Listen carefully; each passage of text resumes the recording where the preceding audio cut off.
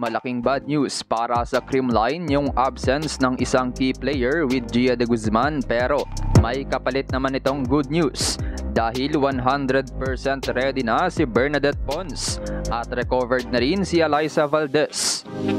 Bernadette Pons mas matagal na ang playing time. Maging starter na kaya ng Creamline sa ilang games?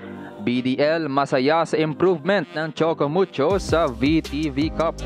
Pero bago yun mga ka-V-Heads, huwag kalimutang mag-subscribe at i-click ang notification bell para updated ka sa aking latest videos.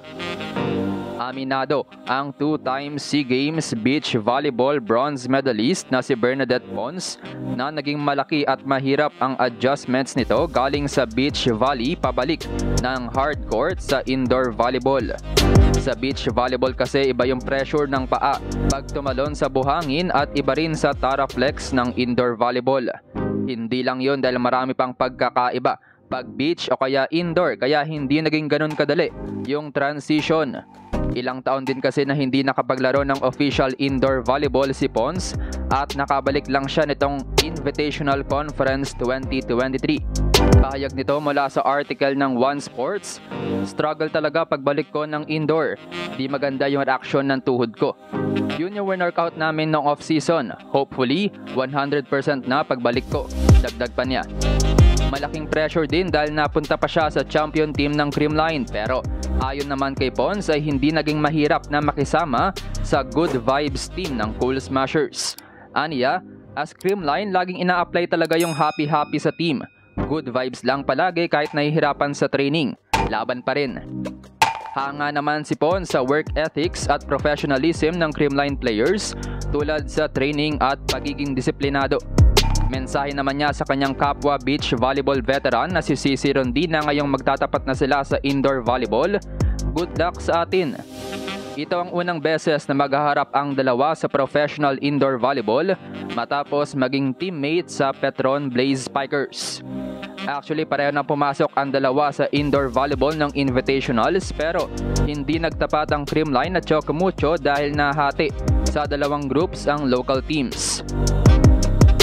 Anyway, ayon naman kay Creamline head coach Sherwin Meneses, I think si Pons is 100% na siya this conference.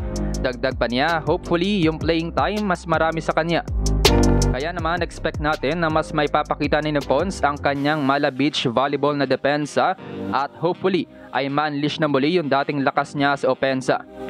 Hoping din ng ilang fans na maging starter na ito sa ilang games at hindi ngayon malabo.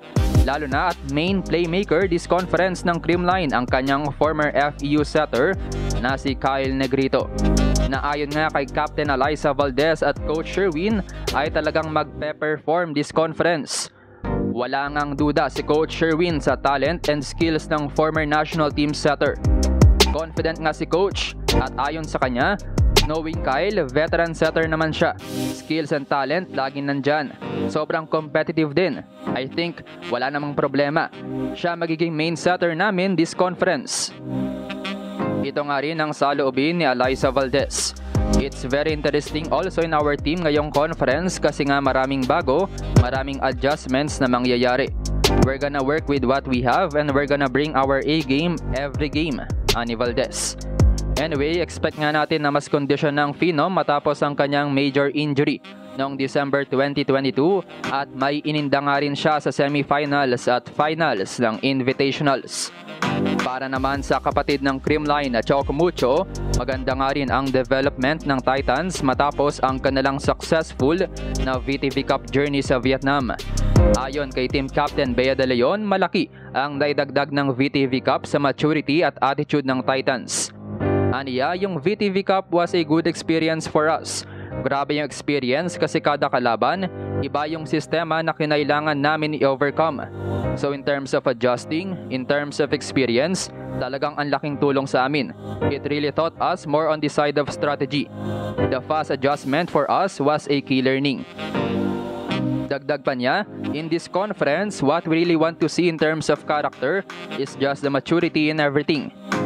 Hoping ang Titans na makuha ang kauna-unahang podium finish sa Pilipinas, lalo na't mas tumaas ang kumpiyansa ng Choco Mucho sa mainam na sistema ni Coach Dante Alinsinurin.